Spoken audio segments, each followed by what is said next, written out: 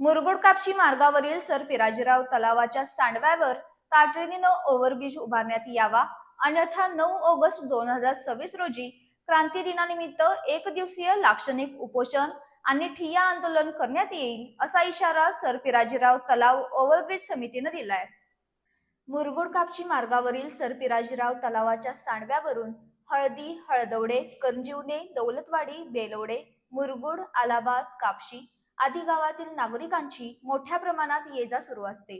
मात्र पावसाळ्यात सांडव्यावरून पाण्याचा प्रवाह वाढल्यानं हा मार्ग अनेकदा बंद पडतो.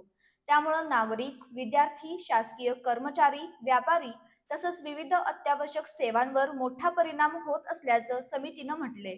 समितीच्या म्हणण्यानुसार ओव्हरब्रिज उभारण्याबाबत जिल्हाधिकारी, तलाठी, राज्याचे उपमुख्यमंत्री अजित पवार, कागलचे आमदार हसन मुश्रीफ, पालकमंत्री तथा आरोग्यमंत्री प्रकाश आंबेडकर यांच्याकडे अनेक वेळा निवेदनं देण्यात आली. मात्र अद्याप कोणतीही ठोस कार्यवाही झालेली नाही. दरम्यान संबंधित रस्ते कंपनीनं सांडव्यावर आवश्यक कामासाठी सुमारे 12 कोटी रुपयांच्या निधीची मागणी केली होती.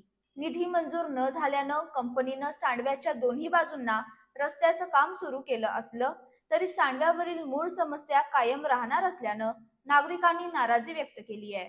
पावसाळ्यात 3 ते 4 महिने सांडव्यावर पाणी असल्यामुळं शालेय विद्यार्थ्यांची गैरसोय, शासकीय कर्मचाऱ्यांचा प्रवास, दूध वाहतूक, व्यापारी व्यवहार, बँक आणि पोस्ट कार्यालयीन कामकाज तसंच रुग्णवाहिकांच्या वाहतुकीवर परिणाम होतो.